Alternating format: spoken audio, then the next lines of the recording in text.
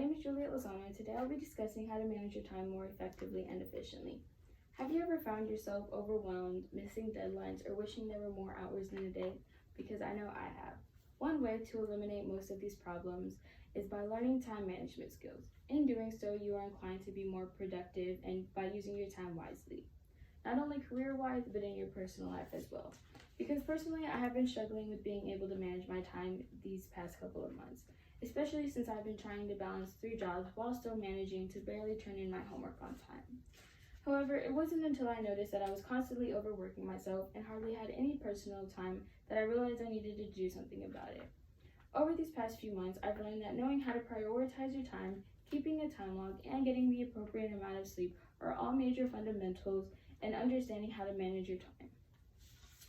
As described by Mind Tools in an article discussing what is time management, it is the process of organizing and planning how to divide your time between specific activities effectively and productively. Additionally stated in this article, it teaches you patience and how to tackle difficult tasks in a given space of time. Time management starts with knowing how to prioritize your workload. What I mean by this is arranging your tasks from most important to least important. This method is useful, that way you are not dedicating an unnecessary amount of time towards something that is not super important. It helps to first focus your time on completing the task that is ranked the highest. Then you continue to finish the rest of your other responsibilities. Personally, I have found this very effective because anytime I feel overwhelmed, I make a list of everything that needs to get done. Then I number it based on importance and complete it accordingly. Secondly, another important method is keeping a time log or creating a schedule that works best for you. According to an article discussing the advantages of using a time log to help with time management, by using a time log, you'll be able to determine how you are currently spending your time so that you can evaluate it and make the appropriate changes to increase productivity. For example, during the summer, I was working towards saving a certain amount of money. Therefore, I was working 3 jobs. The first job I obtained was at a restaurant as a hostess. The second was also at a restaurant, but as a server. And the third was through a medical company at home through my laptop, sending confirmation emails. However, whenever school started in August, I soon realized that working 3 jobs and still going to school was not practical. So I quit my second job because it was the most time consuming and I was making the least amount of money there. After this, I began dividing my time and I created a schedule that maximized my time.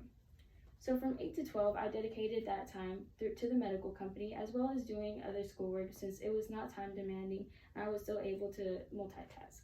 And then from 12 to 3, I dedicated that time specifically for my schoolwork so that way at 3 I could start getting ready for work and make it in by 3:30 for my other job, and then I could work from 3:30 to 9 at my other job, and then afterwards I would be able to spend that time with my family or hanging out with my friends.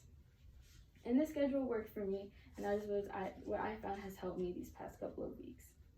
Lastly, another essential strategy in developing time management skills is getting the proper amount of sleep. In an article written by Harold Taylor, he stated that through adequate sleep, you can ease your personal and